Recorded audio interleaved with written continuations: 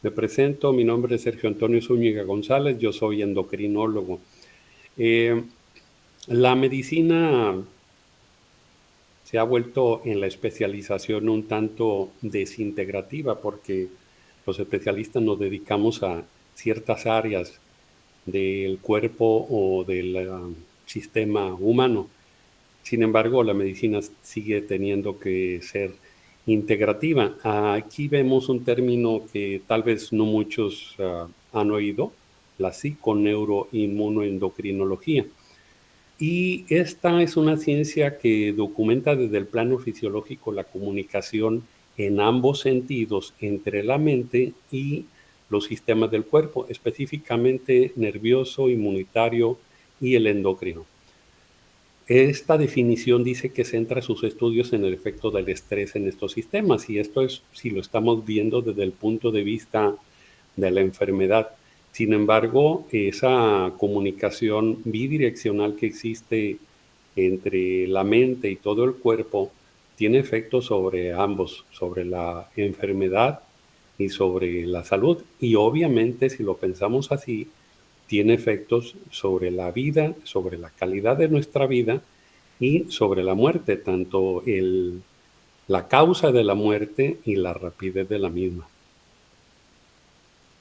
En medicina todo tiene una causa-efecto desde que la medicina se empezó a llamar como tal y que existen un sinnúmero de teorías. Las más relevantes son la teoría de los humores, la teoría de los olores, las teorías teológicas y más reciente, las teorías bacterianas y obviamente de la mente-cuerpo, que influyen, como decíamos, en la enfermedad y en la salud. Y esto es un tema de horas, pero para mencionarlo brevemente, antes del siglo XVII se creía que cómo éramos y cómo nos enfermábamos dependía de que lo que comiéramos y lo que respiráramos y caía hacia el interior. Todavía no se conocía el interior del cuerpo como tal. Y eso provocaba ciertos humores, ciertos eh, gases que se despedían de esos alimentos, y entonces las personas tenían un carácter que se llamaba flemático, sanguíneo, melancólico o colérico, y estaba definido por una sustancia o un humor como la bilis negra, la bilis amarilla. E inclusive los médicos en aquella época, de acuerdo al tipo de personalidad o de humor que tenía, se creía que tenía la persona, daban tratamientos, y estos podrían ser eméticos, es decir, inductores del vómito, inductores de la diarrea, o bien extracción de la sangre mediante diversos métodos como cortar o usar sanguijuelas. Entonces, siempre se ha pensado en una causa-efecto. Después del siglo XVII, con el descubrimiento del sistema circulatorio con Besalio, pues cambiaron un tanto estas teorías. Y después la teoría de los olores. Se creía que mucho de lo que producía enfermedad, así como placer, venía de las sustancias que estaban en el aire y sobre todo de los olores. De hecho, este tipo de máscaras que ahora vemos de repente en los carnavales eran muy usados en la antigüedad para evitar el contacto con los humores, y eso tuvo su relevancia. Había mucho de fantasía en eso, pero tuvo su relevancia en episodios como las epidemias, en donde sí, el contacto con lo que las personas tosía o la persona evacuaba podía causar la enfermedad. Después tenemos las teorías teológicas sobre el bien, el mal, los demonios, los castigos, etcétera, hasta la actualidad, en donde se descubren las bacterias como causa de las enfermedades, de las infecciones y de otros problemas con la salud. Y finalmente, la teoría mente-cuerpo, que no es lo más reciente. De hecho, se conoce este efecto de hace muchos años, y muchos escritos antiguos lo han puesto de relevancia. En la actualidad sabemos que el estrés y emociones negativas, como la ira, la ansiedad, la depresión, afectan a los resultados clínicos, es decir, a la enfermedad, incluso la muerte. Enfermedades cardiovasculares, autoinmunes, cáncer, infecciones por VIH. Entonces, si tomamos esto como una afirmación ya de algo ya demostrado, vemos que las ideas y las emociones negativas pueden influir o causar enfermedades agudas, crónicas, sencillas o ligeras o graves, como el cáncer, las enfermedades cardiovasculares. Y como decía, se conoce la influencia de lo que pensamos o de lo que nuestra mente y nuestro cuerpo recibe desde hace mucho tiempo. Eh, en este reporte de 1967 se conocía ya lo que se llamaba enanismo social, es decir, niños con talla baja que no crecían como sus pares por abuso, es decir, esos niños que estaban bajo una influencia negativa por abuso físico, psicológico, sexual, niños en orfanatos, niños bajo cuidado de gente que no eran sus padres, no crecían como los otros. Y eso era debido, se descubre después, a que su producción de hormona de crecimiento y los sucedáneos no era normal. Entonces, cuando cambiábamos a esos niños a un ambiente en donde esa adversidad ya no se presentaba, los niños recuperaban su crecimiento normal. Y ahí la influencia del ambiente sobre las ideas y los sentidos, las emociones, desde temprana edad. También se han reportado asociaciones entre enfermedades endocrinas, como una enfermedad de la tiroides, que se encuentra en la cara anterior e inferior del cuello y que gobierna nuestro metabolismo, que se llama enfermedad de Graves o hipertiroidismo, y una enfermedad que depende de la sobreproducción de cortisol por la glándula hipófisis, que se llama enfermedad de Cushing, en donde se sobreproduce la ACTH, la hormona adenocorticotrópica, y esto produce un exceso de cortisol producido por las suprarrenales, y esto asociado al estrés, que esto produce cambios inmunológicos, y estos cambios inmunológicos, por ejemplo, en la enfermedad de Graves, atacan directamente la tiroides para que se genere una enfermedad.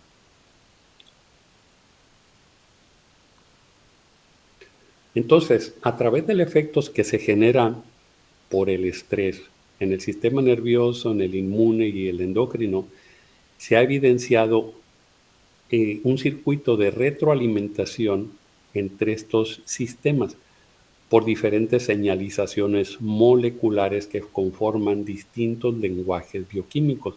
Entonces tenemos, así como los idiomas humanos, el idioma neuropsíquico, que es manejado por moléculas neurotransmisoras, neuromediadoras, que conocemos muchas, como la adrenalina, la tropina, eh, la noradrenalina.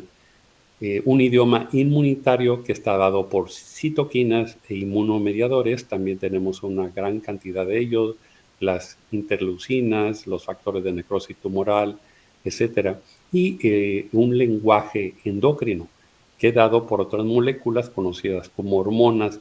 La mayoría son péptidos, aunque hay de diversas clases, esteroides, y estas son otro número grandísimo: la hormona tiroidea, la luteinizante, la folículo estimulante, la de crecimiento, el cortisol, etc.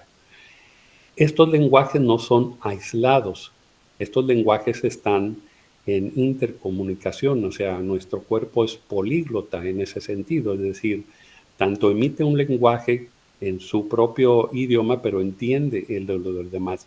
Cuando esto se desequilibra, cuando la comunicación se desequilibra, produce enfermedades que afectan al individuo física o psicológicamente, o de ambas maneras. Pero si ven en toda esta descripción, que viene en un artículo de una revista médica publicada en la Revista Colombiana de Psiquiatría en el 2023, habla de los idiomas, pero una parte importante es que todo esto está generado por los pensamientos, por las ideas, que ¿quién las pone ahí? Uno mismo o las influencias del medio, pero siempre el generador del pensamiento es el cerebro de uno mismo. Y entonces cuando hablamos del cerebro, hablamos de una estructura mágica que está ubicada en el cráneo y que tiene múltiples componentes. La parte pensante, la corteza cerebral, es la que genera esas ideas ligadas a una estructura anatómica, ligadas a una estructura que no tiene un sitio específico que llamamos mente. Y en el interior una serie de estructuras primitivas que tienen una intercomunicación muy, muy estrecha y de milisegundos. Y esto está comunicado por el cuerpo a través de la médula espinal, que está protegida por las vértebras, y eso tiene una serie de filamentos, una red como eléctrica hacia todo nuestro cuerpo, extremidades, vísceras, etcétera, a través de la médula y una serie de cables finos. Realmente somos como una planta de energía que tiene una serie kilométrica de cables. Esto transporta información bidireccionalmente. A esto le llamamos el sistema nervioso y hay una división en tres tipos. El sistema nervioso voluntario, es decir, aquel que nos permite mover mediante nuestros pensamientos los brazos, la boca, las piernas, etcétera. El sistema nervioso sensorial, que es el que nos regresa a través de nuestras terminaciones la información hacia el cerebro y entonces nos dice si aquello es blando, si aquello es duro, si la superficie en que estamos parados es regular, etcétera. Y un par de sistemas, estos son voluntarios básicamente, son gobernados por la voluntad, y un par de sistemas que les llamamos autónomos, que al principio se creía que no estaban regulados por la voluntad y que lo dividimos en el sistema simpático y parasimpático. Estos se extienden también a través de la columna hacia todo el cuerpo y gobiernan muy diversas estructuras. Por ejemplo, nuestro corazón, la velocidad en la que late el corazón cuando estamos en reposo es autónoma, igual que la respiración, igual que las funciones del hígado, el estómago, el intestino, la vejiga, los órganos sexuales. Sin embargo, a pesar de que tienen un gobierno bidireccional que acelera o enlentece, es decir, por ejemplo, el sistema simpático acelera los latidos cardíacos, mientras el parasimpático los disminuye, también pueden estar influidos por los pensamientos y las emociones. ¿A quién no se le ha sobresaltado el corazón cuando está muy alegre o cuando esté sorprendido por una emoción repentina en que hay esa taquicardia, ese aceleramiento? Esa es la respuesta directa del influjo de un pensamiento que genera una emoción, que genera una descarga en el sistema nervioso, una descarga bioquímica y eléctrica y hace que el corazón se acelere. O quien no tuvo alguna vez un examen sorpresa en donde sintió que el estómago y el intestino se contraía y algunos hasta fueron a vomitar o fueron al baño. Es decir, si es un sistema autónomo mientras está quieto el cuerpo y la mente, pero cuando hay un movimiento en los pensamientos, puede haber un cambio específico sobre cualquiera de ellos. Es ahí donde ya no es tan autónoma.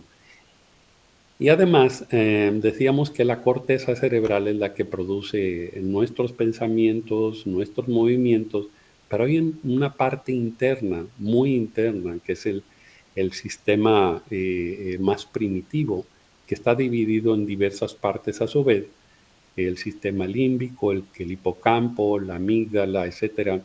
Cada una tiene una función muy importante y tienen una comunicación bidireccional también.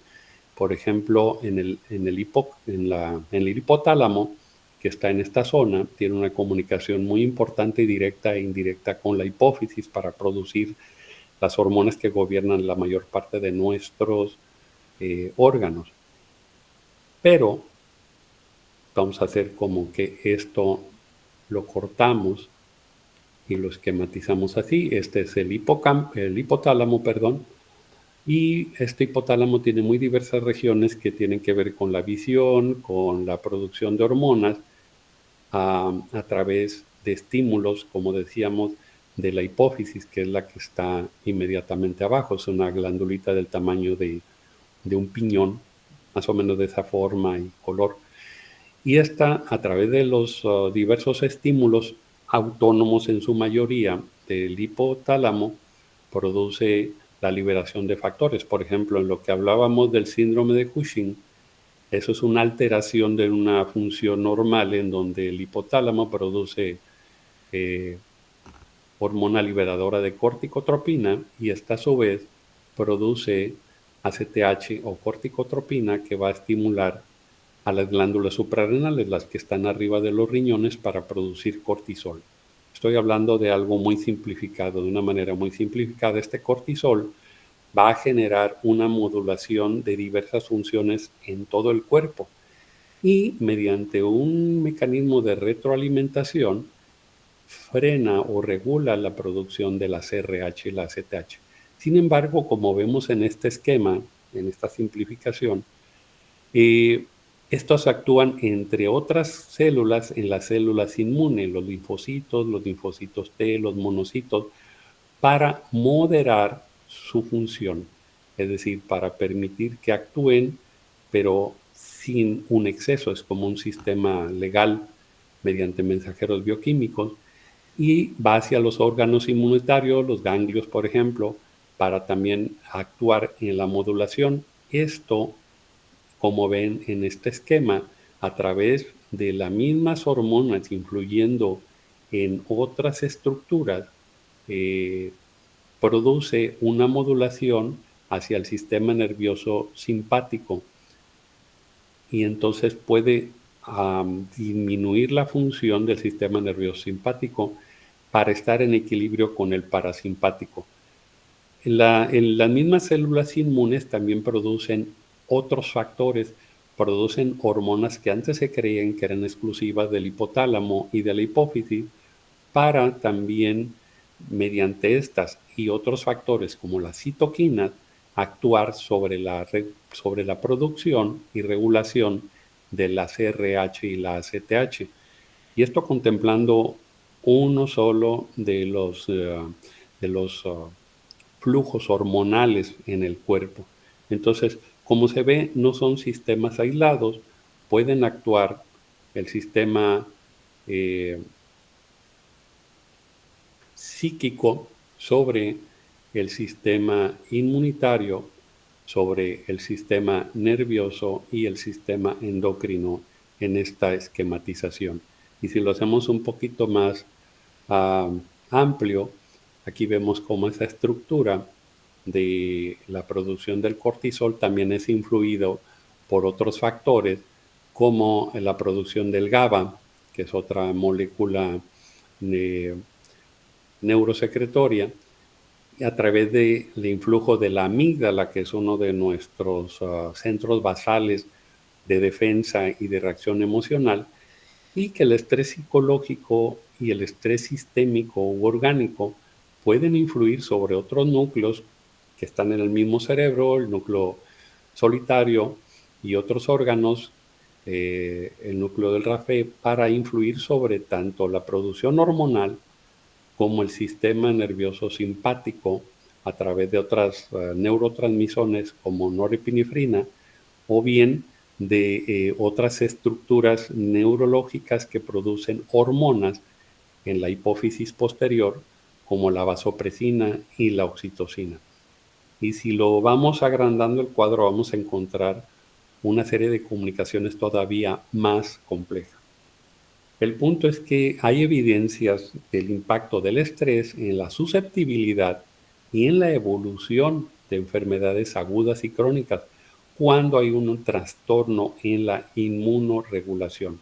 Esto ha dado lugar al estudio de factores emocionales que influyen en el inicio y en el curso de enfermedades autoinmunes como artritis reumatoide, lupus eritematoso, las inflamaciones de la tiroides y la esclerosis múltiple, mencionando algunas de tantas enfermedades.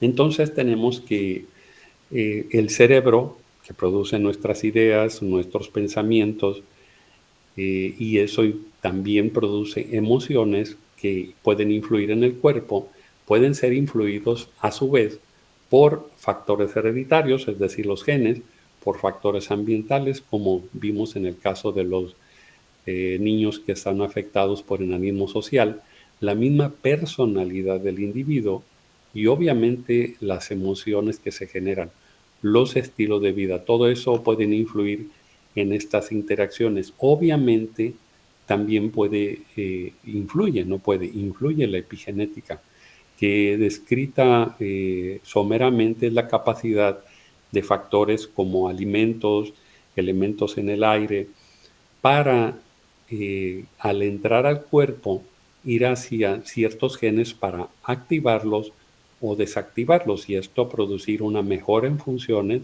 o producir una enfermedad.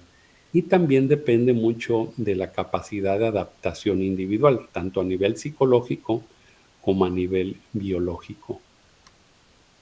Entonces estamos ante un cuadro muy complejo que si lo contemplamos desde el punto de vista de la enfermedad en psiconeuroinmunoendocrinología vemos que este estrés a través de la activación anormal del eje hipófisis suprarrenal produce un exceso de liberación de CRH y de ACTH que producen exceso de cortisol. Esto influido por los factores genéticos y los factores ambientales. Y a su vez pueden estar influidos por otros sistemas. Esta misma activación puede producir una activación excesiva del sistema nervioso simpático y llevar a enfermedades psiquiátricas, a trastornos de liberación de sistemas neuroendocrinos y hormonas y generar hipertensión y arritmias. Todos ustedes conocerán a alguien que alguna vez fue a dar a urgencias con la presión muy alta o un infarto después de una emoción intensa, casi siempre una emoción negativa. Esto también puede actuar a través de otros niveles hormonales como los que controlan la función de los ovarios y los testículos y generar enfermedad, además de lo que genera la persona a través de la alimentación o del consumo de algunos elementos que genera enfermedad secundaria. Entonces, la pregunta es, ¿se puede revertir estos efectos sanando las emociones? Y si es así, ¿se puede generar salud y bienestar iniciando lo contrario? Tranquilidad, amor, paz. ¿Y por qué la ciencia no lo dice abiertamente y no lo promueve? Obviamente existen una multiplicidad de factores aquí, también teorías conspirativas que mencionan que no hay conveniencia en las grandes industrias farmacéuticas, de que la gente pueda gobernar la enfermedad o evitar el inicio de la enfermedad mediante el control de sus pensamientos. También el medio ambiente tiene que ver, decíamos. Vivir en áreas urbanas resulta en mayor exposición a químicos, menos áreas verdes, una limitada flora y fauna y la vida microbiana.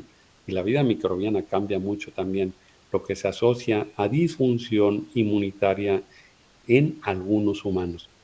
El contacto reducido con la naturaleza también se ha contemplado y la microbiota ambiental parece estar relacionado con un espectro de enfermedades incluyendo alergias y diabetes tipo 1. Otra forma de ver esto es que el estrés psicosocial, el estrés en la etapa temprana de la vida, como vimos en los casos de enanismo hipoficiario, una mala nutrición, esto está hablando de una mala nutrición mental, una mala nutrición física, problemas intestinales, de la inmunidad, llevan a una inflamación crónica. De hecho, todo el mundo se ha dado cuenta que la medicina no ha dejado de manifestar que la obesidad es un problema, porque no solamente son kilos de más, junto con todo esto lleva a una inflamación crónica del cuerpo, y esto en un momento dado, por la susceptibilidad personal y la falta de acción, puede llevar a enfermedades físicas o mentales, inclusive enfermedades mortales como el cáncer. Entonces, tenemos aspectos biológicos, sociales y ambientales en el proceso de salud y enfermedad, y aspectos, sobre todo mentales, de ideas. El cuerpo se protege su propia estabilidad a través de la homeostasis. Y hay un término que es la alostasis, que quiere decir que cuando hay un estrés, hay una adaptación general del cuerpo, cambia la producción de esteroides, catecolaminas, citoquinas, neurotransmisores, etcétera, para llevarlo a otro nivel para seguir funcionando con normalidad, produciendo más de estas sustancias mientras el estrés se va. Sin embargo, cuando ese estrés se vuelve crónico, la respuesta de ese cambio de la alostasis ya es inadecuada o excesiva, y entonces cada vez se ve el cuerpo forzado a adaptarse cada vez más. Al final, la respuesta es la enfermedad. Por lo tanto, es necesario un nuevo paradigma de promoción de la salud y la prevención, impulsando cambios en el estilo de vida que aumenten la resiliencia al estrés y mejore el sistema inmune. En este esquema tenemos las emociones positivas contra las emociones negativas, que casi siempre están ligadas al final a la enfermedad. En el punto medio está la homeostasis, es decir, el equilibrio. ¿Por qué? Porque casi siempre es imposible estar en esta zona permanentemente. Las circunstancias diversas de la vida nos va a llevar por aquí. Sin embargo, salir de esto hacia el equilibrio siempre es importante para evitar la enfermedad, y eso se hace mediante la cognición, mediante el aprendizaje hacia estas rutas. Entonces, analizando el estrés, que es un estado muy común en la actualidad, es un estado de desarmonía o amenaza a la homeostasis, es decir, al equilibrio, provocado por cualquier estímulo fisiológico, ambiental, psicológico o emocional. El estrés comienza con un estímulo, lo que es el estresor. Eso causa una reacción en nuestro cerebro, en la percepción, que a su vez activa los sistemas fisiológicos en el cuerpo, los que ya hemos mencionado hasta el momento. El sistema de respuesta al estrés resulta en la liberación de neurohormonas, de mensajeros químicos, bioquímicos, hormonales, que envían un mensaje eferente desde el cerebro a la periferia. Y hay una respuesta de la periferia hacia el cerebro. Sin embargo, en toda esta definición, tenemos que poner en claro que no es al azar y no depende del exterior, depende de la reacción del individuo, es decir, de mi reacción y de mis ideas y cómo manejo esa información o esos estímulos estresores. Cabe mencionar también que esto no solamente nos afecta a los adultos. Desde etapas tempranas, los factores maternos, el ambiente de la vida temprana y la predisposición genética influyen en la plasticidad del desarrollo del producto, inclusive cuando está en el vientre materno, en esos sistemas que acabamos de mencionar de la psiconeuroinmunoendocrinología. Y esto va a influir en la supervivencia a corto plazo del neonato y la susceptibilidad que va a tener hacia el bienestar o hacia las enfermedades en el futuro, y cómo va a responder a ellas. Entonces, un cerebro en calma y un cuerpo en equilibrio va a dar lugar a un producto con mejores oportunidades en su equilibrio interno al nacer.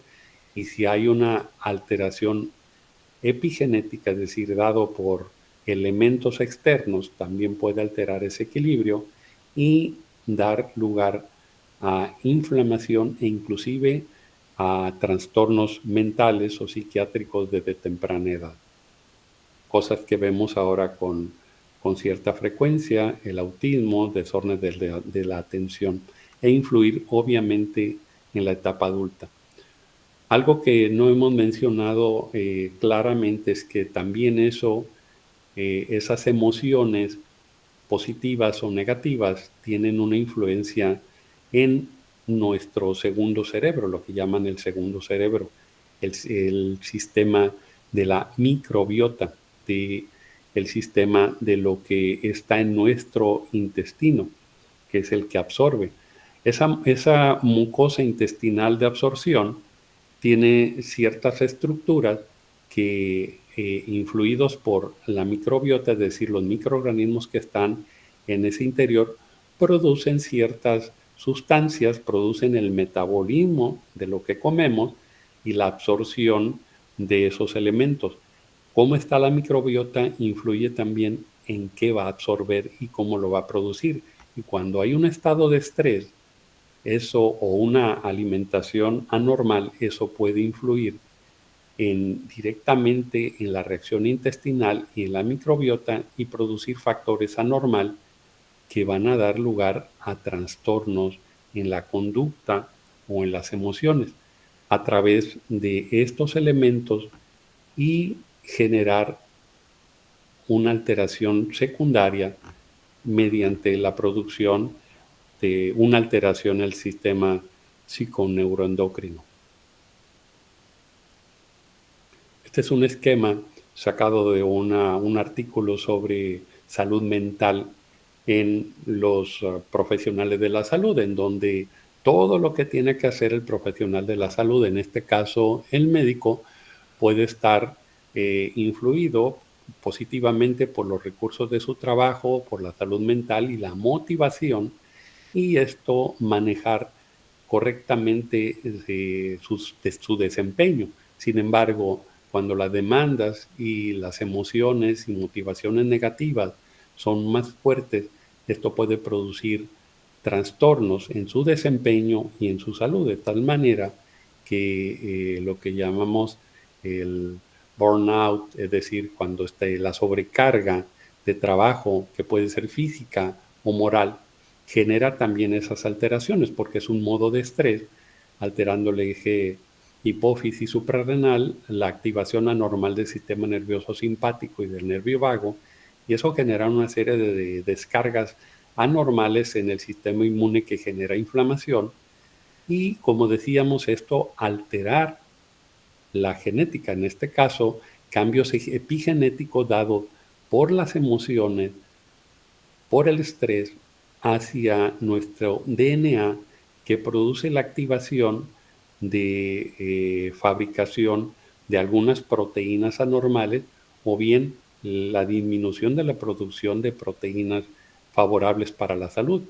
Y eso, obviamente, como decíamos, generar enfermedades agudas, con enfermedades con trastornos de corto plazo o bien trastornos crónicos como que influyen sobre enfermedades como obesidad, diabetes, etc.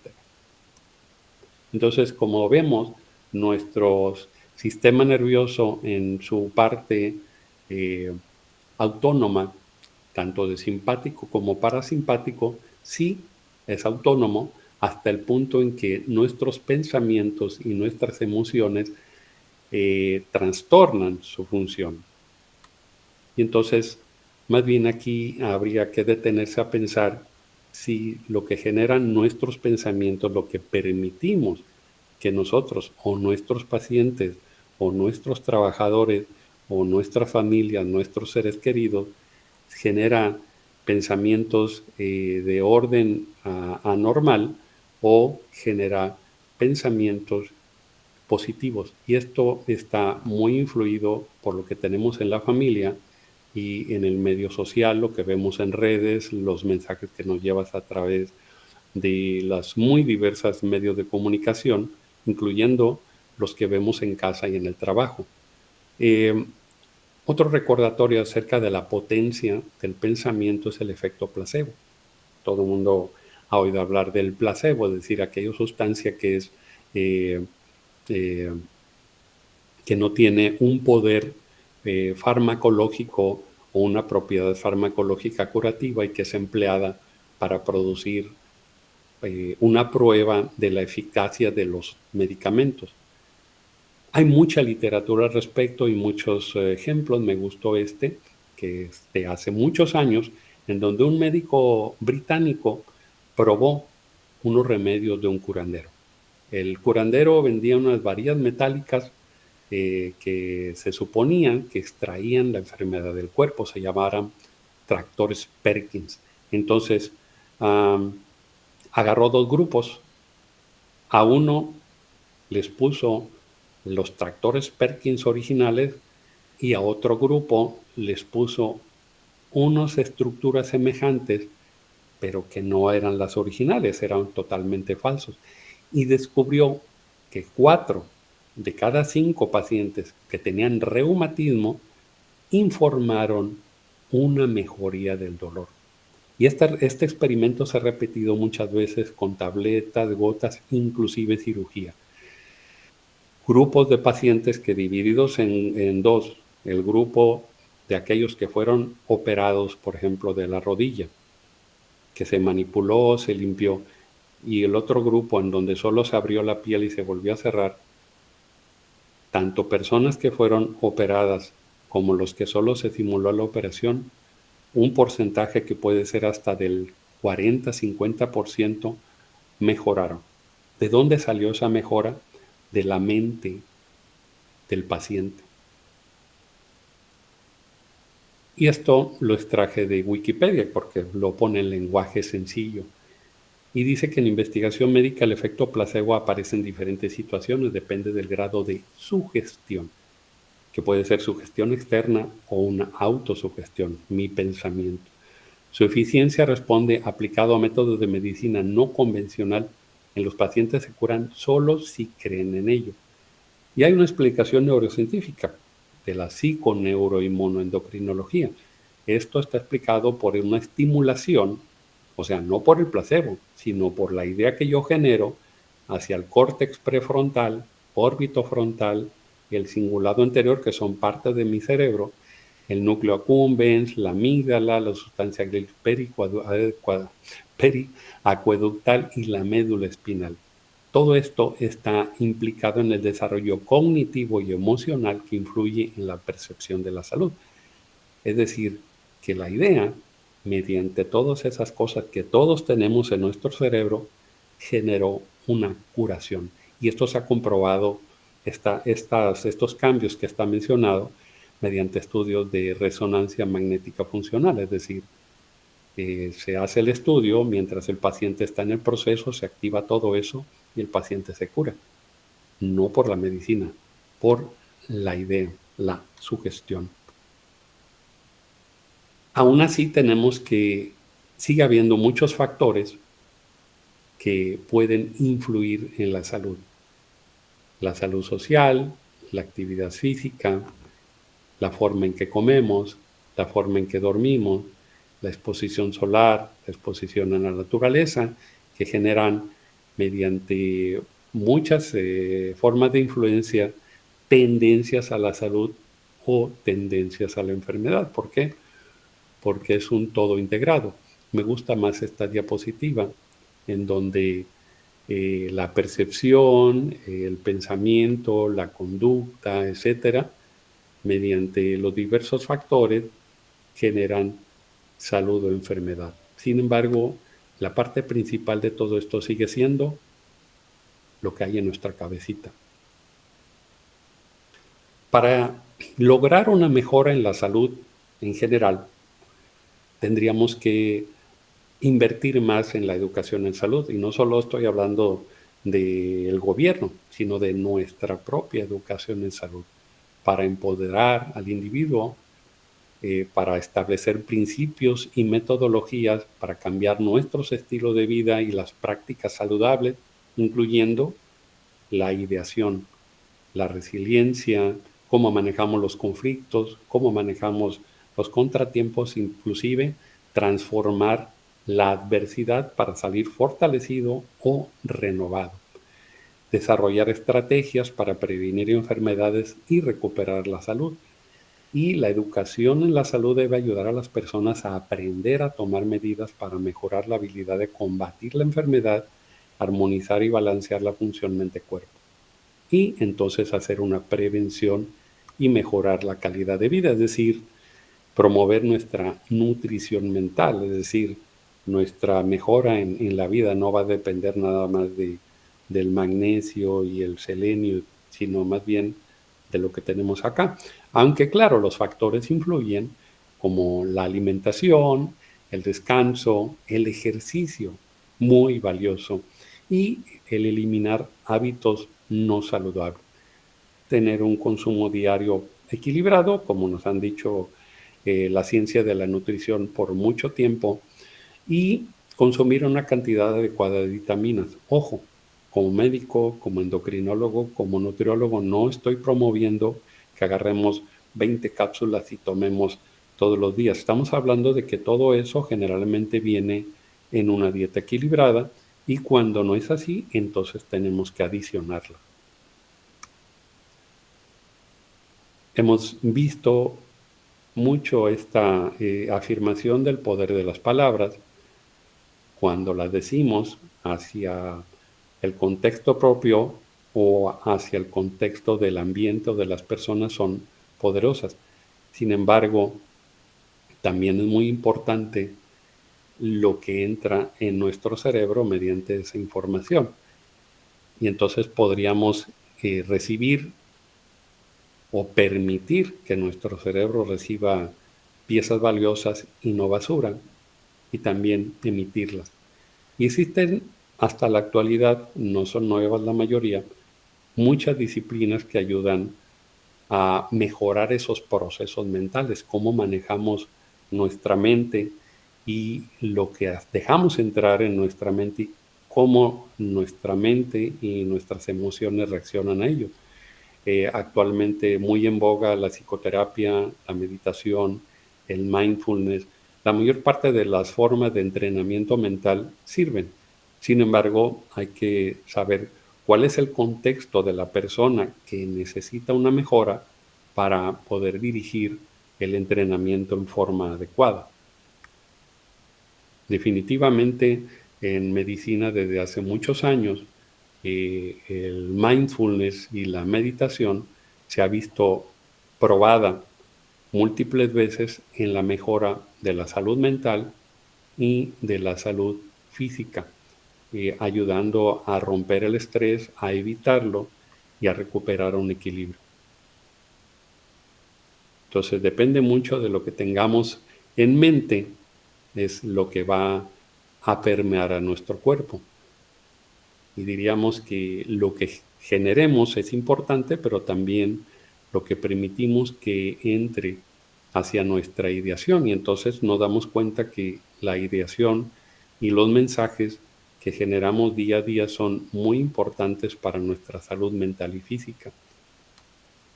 Y que decíamos que nuestro cerebro genera ideas luminosas, coloridas, positivas, que influyan en nuestra salud física.